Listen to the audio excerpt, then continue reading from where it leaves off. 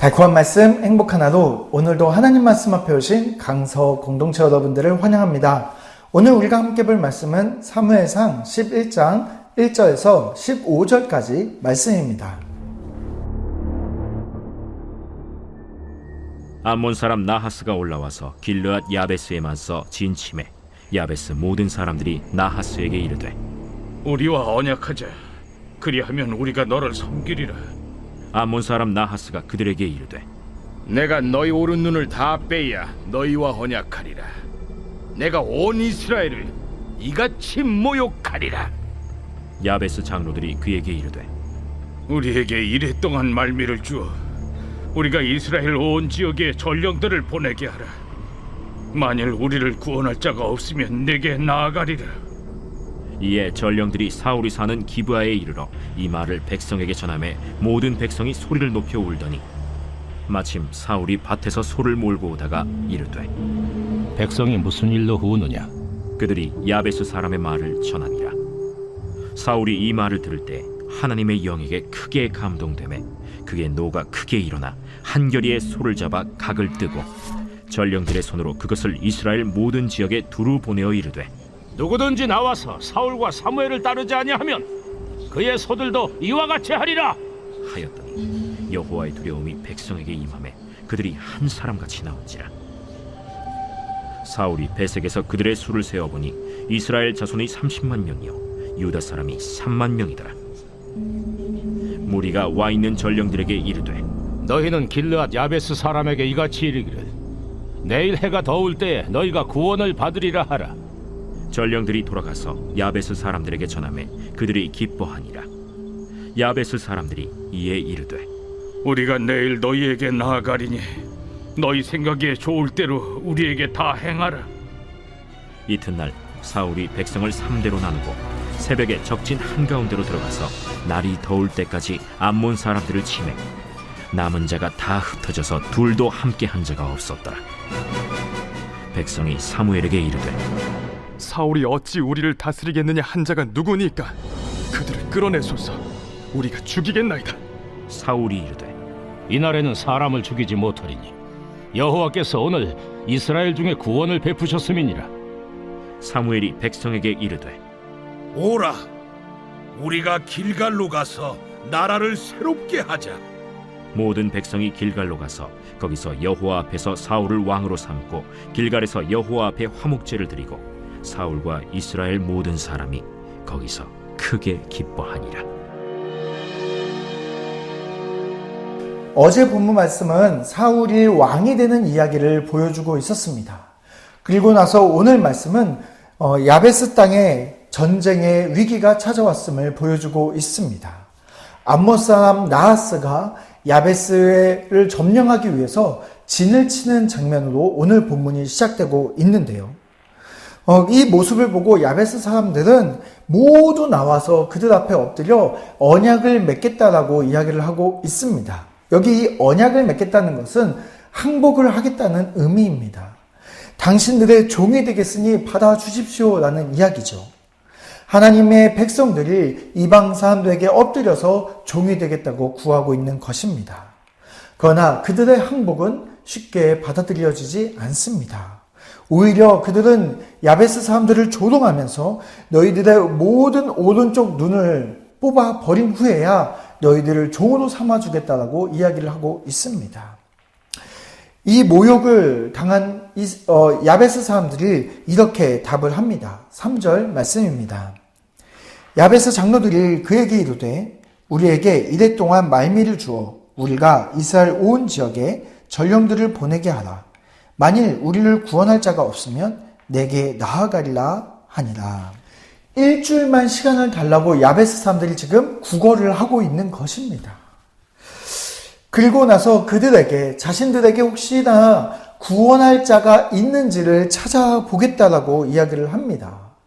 네, 전쟁에서 누가 이런 제안을 받아들일 수 있겠습니까? 그러나 오히려 이 암몬 사람들은 야베스 사람들을 더욱더 조롱하면서 이 제안을 받아주고 허락을 해줍니다. 엄청난 치욕적인 사건입니다. 이런 치욕을 받는 순간에도 그들은 두려워하고 울면서 자신들을 구원할 자를 찾게 됩니다.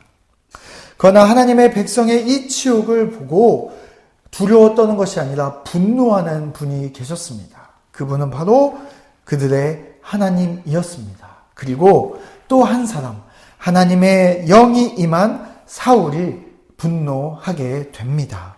우리 5절과 6절 말씀을 읽어보도록 하겠습니다. 마침 사울이 밭에서 소를 몰고 오다가 이르되 백성이 무슨 일로 우느냐 하니 그들이 야베스 사람의 말을 전하니라.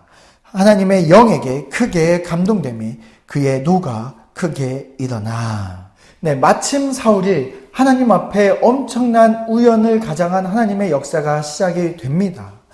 사울은 왕이 되었습니다. 그러나 반대의 강력한 세력에 부딪혀서 그는 조용히 시골에서 농사를 짓고 있었습니다. 그러나 그에게 하나님의 영이 임하자 하나님과 똑같은 분노가 일어나기 시작합니다. 하나님의 영의 능력으로 그에게 강한 리더십의 능력이 나타나게 됩니다. 소 한 쌍을 잡아서 토막을 내 이스라엘 전 지역에 전달하고 소집 명령을 내립니다. 이 말을 들은 모든 백성이 하나님을 두려워하며 많은 사람들이 모여들기 시작합니다. 그들에게 사울이 이렇게 말을 합니다. 9절 말씀입니다. 무리가 와 있는 전령들에게 이르되 너희는 길르앗 야베스 사람에게 이같이 이르기를 내일 해가 더울 때에 너희가 구원을 받으리라 하라. 전령들이 돌아가서 야베스 사람들에게 전하매 그들이 기뻐하니라. 네, 드디어 구원자가 나타났습니다. 많은 사람들이 그 구원자를 중심으로 모여들었습니다. 그리고 사울의 리더십 아래 하나가 되어 한 마음으로 한 사람처럼 일어나 싸우게 됩니다. 결국 이 사울의 엄청난 리더십으로 말미암아 암몬과의 전쟁에서 큰 승리를 거두게 됩니다. 이 승리로 인해서 왕으로 제대로 인정받지 못했던 사울은 그 리더십을 확고히 할 수 있게 되는 것입니다. 이스라엘의 구원자를 찾던 백성들이 사울을 구원자로 바라보게 되는 것입니다. 사울은 자신을 구원자로 바라보는 이 백성들에게 이와 같이 말하게 됩니다. 13절 말씀입니다. 사울이 이르되 이 날에는 사람을 죽이지 못하리니 여호와께서 오늘 이스라엘 중에 구원을 베푸셨음이니라. 백성들은 지금 자신을 구원자로 바라보고 있지만 사울은 이 구원이 여호와께서 베푸신 것임을 분명히 하고 있습니다. 사울이 자신에게 여호와의 영이 임하지 않았다면 이 놀라운 리더십은 발휘되지 못했다는 사실을 자신은 분명히 알고 있었기 때문이죠. 결국 하나님의 백성을 구원한 것은 자신의 능력이 아니라 하나님께서 주신 능력임을 사울은 분명히 알고 있었던 것입니다. 그래서 사울은 이제서 자신을 다시 왕으로 세우려고 하는 백성들 앞에 즉위식을 여는 그들에게 이와 같은 특별한 행동을 하게 됩니다. 15절 말씀입니다. 모든 백성이 길갈로 가서 거기서 여호와 앞에서 사울을 왕으로 삼고 길갈에서 여호와 앞에 화목제를 드리고 사울과 이스라엘 모든 사람이 거기서 크게 기뻐하니라. 네, 사울은 지금 자신의 즉위식에 하나님 앞에 화목제를 드리는 것으로 마무리를 하고 있습니다. 이 화목제라는 것은 하나님과 화목함이 자신에게 능력이 되었음을 분명히 백성들 앞에 선포하는 행위였습니다. 네, 우리 사랑하는 강서 공동체 여러분, 오늘 본문 말씀에서 사울의 왕권의 뿌리는 하나님과의 화목함 속에 있음을 오늘 본문 말씀은 우리에게 보여주고 있습니다. 그러나 너무나 안타깝게도 사울 왕의 그 왕권은 오늘 본문 말씀이 시작이자 가장 큰 전성기를 맞이하게 됩니다. 그리고 점점 그는 권력에 취해서 하나님과의 거리가 멀어지고 그 화목이 깨어지면서 그의 이야기는 지금부터 점점 비극을 향해서 가게 되는 것이지요.